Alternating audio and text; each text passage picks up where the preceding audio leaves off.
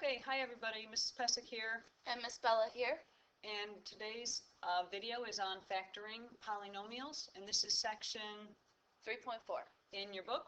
And so first question is x plus 2 a factor of x cubed plus 4x squared minus 11x minus 30? Okay, so if we remember, in order to determine if one polynomial is a factor of another, you should divide, either using long division or synthetic division, and see if the remainder is 0. All right, so let's try this. If we're going to factor this, or I'm sorry, divide this, let's use synthetic division. What number would we put in the box? -2. All right, and we need our coefficients. So 1, Okay. 4, -11, -30. All right, and we leave a little room, draw a line. We remember this process. We're going to bring down the 1. And then we're going to multiply by the -2. And then we add. And then multiply. Add. Multiply. And add. Ooh, look what happens. We get a 0 as our last number. So that means that it is a factor. It went in evenly with no remainder left over. Right, because our remainder is 0. That means it goes in evenly, just like, 20 divides into 60 evenly 3 times with 0 remainder. And so 20 would be a factor of 60, just like x plus 2 is a factor of this polynomial. Okay, so if we want to write that in factored form, so what do we know? We know that x plus 2 was one of the factors. Yes? So remember when I say factored form, it's multiplied. So x plus 2 times, whoops, all right, there we go, times Oh boy. the quotient we got from our synthetic division. So if we kind of count backwards, x to the 0, x to the first, x to the second, we'll have times x squared, or 1x squared, plus 2x minus 15. All right, so that came right from the coefficients of our quotient. And so we know that if we were to multiply these two guys together, x plus 2 times x squared plus 2x minus 15, we would get back to our original x. Yeah, can you get rid of that little 1 that's through the x cubed? Sure. Let's get rid of that. There we go. There we go. So if we were to multiply these two together, we'd get back to the x cubed plus 4x squared minus 11x minus 30. Okay, now remember when we talked about factoring, it tells us where it crosses the x-axis, or what the zeros are. And I can find one of them right now with taking the x plus 2 and setting it equal to 0. So I know one of my places it will cross will be x plus 2 equals 0, or x equals -2. It's one of the zeros, or the x-intercepts of my graph. So our graph will cross somewhere through, through this -2 point. Somehow our graph is crossing through there. We don't know what happens afterwards, or if it crosses again. Well, how could I figure out if it crosses again? Can we set this one equal to 0? We can. And that kind of reminds me of when we had quadratics and we factored those before. All right, is this one going to be factorable? Well, let's try products out. All right, so we got x squared plus 2x minus 15 equals 0. The product would be? 1 times -15, or -15. And the sum would be? 2, my b value. Okay. And so we're looking for two numbers that multiply together to give us -15 and add up to 2. Well, how about 5 and -3? Okay, so I'm going to take out the 2x and replace it with the 5x and a minus 3x. Okay, so we'll split it up.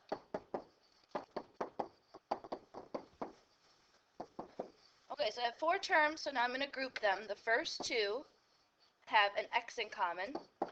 And if I factor that out, I'll be left with x plus 5. And then the next group has a minus 3 in common, so we can factor out a minus 3, and we'd be left with, again, x plus 5. Well, now remember from product sum, my parentheses should match, which they do, so I'll say x plus 5 times, kind of what's out front of each of those, x minus 3. All right, and so that is equal to 0. So the whole thing in factored form, if we're going to write the whole thing, we could put that x plus 2 here. So it's going to be x plus 2 times x plus 5 times x minus 3 equals 0. Okay, so if I'm finding all the zeros, or the x-intercepts, I set each part of those equal to 0. So we already said the first one, x was equal to -2 when I solved it. And then this next one would be x plus 5 equals 0, so I get x equals negative 5. Okay, and then the last one, x minus 3 equals 0, so x equals positive 3. So these would be our zeros. Those would be my zeros or my x-intercepts, where they cross the x-axis. So negative 2, negative 5, and a positive 3. Okay. All right. That looks good. Should we just do a quick sketch then of our graph? Sure. Looks like it's going to cross through at negative 2 and at negative 5. And over at positive 3. So our graph might look something like this, through the negative 5, through the negative 2, and through the 3, something like that. Right. All right, I think we're good on that one? Uh-huh. All right. Wait, now when we were told x plus 2 is a factor, we had somewhere to start. What if you're asked to find the factors of a polynomial, but you're not given one of the factors? Okay, so if that's the case, then you may still be able to factor it. It might be factorable by grouping, or by using the sum or difference of cubes, or by using the product sum technique. So let's take a look at an example.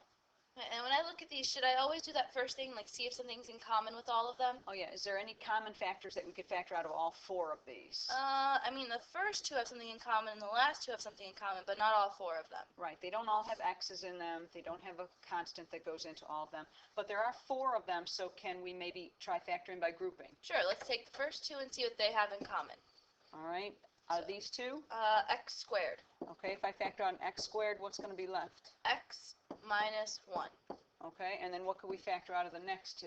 How about negative 25? All right, why a negative 25? Why not a positive 25? Well, I'm kind of remembering that I want my parentheses to match. Yes. So I want my parentheses to start off with a positive x. Okay. So I need to take the negative sign out with it. Okay, so negative 25 times x will give me a negative 25x, and negative 25 times a negative 1 will give me a positive 25. I think that looks good. They match up. All right, and so when we're factoring, we're going to pull the x minus 1 out. Okay, because they both had that. And then kind of on the outside there, I'm going to have in my other parenthesis x squared minus 25. All right, so is that completely factored? Well, I know I can't do anything else with x minus 1, but x squared and 25, aren't those both perfect squares? Oh yeah, so we can use that formula for factoring a difference of 2 perfect squares. That one was a squared minus b squared equaling a plus b times a minus b. All right, so I think the first thing, a in this case, what's being squared is x. Okay. And the second thing being squared there is 5. 5, okay.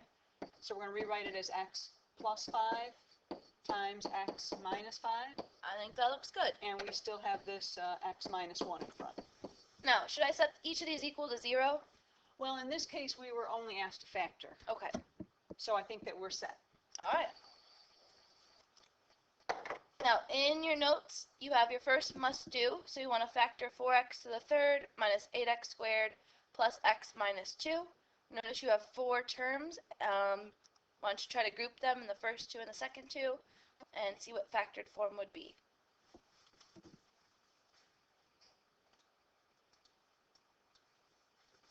All right, so our next example is factoring 125d cubed minus 8. For this one, you may want to notice that you can factor, well, notice that the 125d cubed is a perfect cube, and so is 8.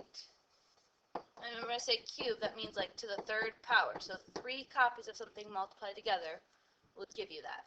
Okay, so let's get a list going maybe of perfect cubes. Okay. So 1 cubed is 1. 2 cubed is 8. 3 cubed is 27. 4 cubed is 64. 5 cubed is 125. 6 cubed is 216. And we could keep going. All right, so I noticed that 125 and 8 are both on my perfect cube list. Right. And even kind of before that, I'm thinking 125d to the third minus 8. There was nothing those had in common. Right, we couldn't factor anything out of the 2 of them first. All right, so maybe let's try to put it into one of these patterns over here to our sum or difference of cubes. All right, so let's take a look at those patterns. The first one is if you have the sum of 2 cubes, a cubed plus b cubed. That's right now, that's written as a sum of 2 things, but we would want to write it as a product of 2 things, something times something. And so the formula is a plus b times a squared minus ab plus b squared. All right, and the second one here is a difference, which means a subtraction. So a to the third minus b to the third, we would rewrite that difference as the product of the quantity a minus b times a squared plus ab plus b squared. Joe Arth. Okay, looks good. So if our 125d cubed is a perfect cube, what would we need to cube in order to get 125d cubed? Well, on my perfect cube list, 125 is the fifth one down, so that must have been 5 cubed. So I'll need a 5 in there, And but also a d. Okay, so really 5d times 5d times 5d would give us 125d cubed. I think that looks good. All right, and this is supposed to be an 8. So what do we need to cube in order to get 8? Well, that's the second one down on my list of perfect cubes, so that must be 2 cubed. All right, so this should be a 2. So that means that this 5d right here is the a for our formula, and the 2 here is our b for our formula. We're going to be using the second formula because it's a subtraction. Okay, so in the first parenthesis, a minus Ellen b Whisker. will be 5d minus 2. Okay, this 5d went in for the a, 2 went in for the b. All right, and open up another set of parentheses right there. I'm going to take the a value and square it. So I'm going to have to take 5d, that whole quantity, and square it. Okay, Okay, so now I'll say plus a times b. So I'll take 5d times 2, and then I'll finish it up with plus, all right, the quantity of 2 squared. all right. All right, so let's just simplify that a little bit to clean this up. So we get 5d minus 2 times 5d, is that 25d squared? I think that sounds good. And then 5d times 2 is Plus 10d. plus 4. I think that looks good. All right, so this is now factored. This would be our answer. So instead of two things being subtracted from each other like they were originally, we've got it written as a product of two things, so it's factored. All right, and remember there's no equal sign here. I'm not solving, so I would stop right there. So your second must do, if you want to pause the video, you need to factor 27 to the third plus 64. 27w Oh, cubed. w to the third, yeah, w cubed plus 64. All right, so you're going to be looking to see how you can use one of these two sum or difference of cubes formulas to factor that. Okay, one last here. We're going to try to factor this one completely. So 9x to the fourth plus 21x squared minus 60. Now, first thing we always should look for is if there's something in common. Ellen Whisker. Okay, Brianna something that goes into all three of these. How about 3? Does the number 3 go into all? I think that would work. Okay, so we can factor 3 out in front. So we would have 3x to the fourth Plus 7x squared minus 20. minus 20. Now, I have kind of made this something factored. I have 3 times that quantity, but we want to factor completely. So what should I try to do with what's inside the parentheses now? Well, I noticed that we have 3 terms. It almost looks like it's set up like a product sum kind of technique. Could I use product sum on this? I think we can, and here's how we can tell if this is how we can tell if we can try using product sum. If this exponent here is double this exponent, and there's just x to the 0 over here, it's just a constant, then it might be possible for it to be factored using product sum. Okay, so I think that we could give this one a try. So to find my product, I should kind of use that same idea I did before, the a term and the c term almost. Okay? So my product, what am I going to multiply here? 3 and negative 20 to find my product. All right, so this 3 times the negative 20, so that's a negative 60. And then my sum will come from the middle term, or 7. All right, so we're looking for 2 numbers that multiply together to give us negative 60 and add up to 7. How about 20 and negative 3? 20 and a negative 3, that adds up to 17. Oh, how about 12 and 5? 12 and a negative 5? And a negative 5, yep. All right, 12 and a negative 5, let's take that. And so that means we're going to take out this middle term, and we're going to replace it with 2 terms that add up to that term. So that would have to be, what, 12x and a negative 5x? Well, it was an x squared in the middle. So shouldn't they both get an x squared? Oh yeah, because 12x and negative 5x won't add up to 7x squared. So 12x squared and a negative 5x squared. I think that looks good. All right, so let's split that middle term. All right, so we're going to write this as 3x to the fourth plus 12x squared minus 5x squared minus 20. Oh, and now there's 4 terms here. And we won't forget, we'll keep this guy running down, but we don't need to write him right now. Okay, we'll break him down at the end. All right, so let's take the first 2. Okay, so we can factor something out of these two. How about a 3? 3 goes to 3 and 12. And x squared looks like they both have. All right, so we can factor out a 3x squared, and we'd be left with x squared. Plus 4. Okay. Okay, for my second 2, again, I see a negative out front there, so I'm going to take out a negative 5. Okay, so if I factor out negative 5, then we've got x squared minus 4. How about a plus 4? Because if I multiply back, negative 5 times positive 4 would give me a negative 20. All right, so negative 5 times x squared is negative 5x squared. Negative 5 times 4 is a negative 20. Do we have the same thing in parentheses? Yes, we do. All right, so that can be factored out in front.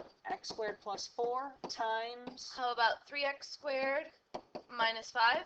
Okay, and we didn't want to forget that we've got this guy along for the ride, so he's going to be out in front. Wait, now I notice I have x squared in both of those terms. Do I have to do anything else with that, or can I leave it there? Can we factor any of these further? Well, wait, x squared and 4, those are both perfect squares. Yeah, but I thought that we only had a difference of two perfect squares, not a sum of 2 perfect squares. That's right. Only if it was a minus sign there with 2 squares could I break that All down right, more. so if this was an x squared minus 4, we could have factored it into x minus 2 times x plus 2. But since it's a plus sign, I just have to leave it as x squared plus 4. That's fully factored. All right, so this is done. That is done. All right, and that completes our video for today. So make sure you've taken good notes. Make sure you've done the notes must do. And please make sure to write down your 3 questions on your index card. All right. And we'll see you next time. Yeah, thanks for watching.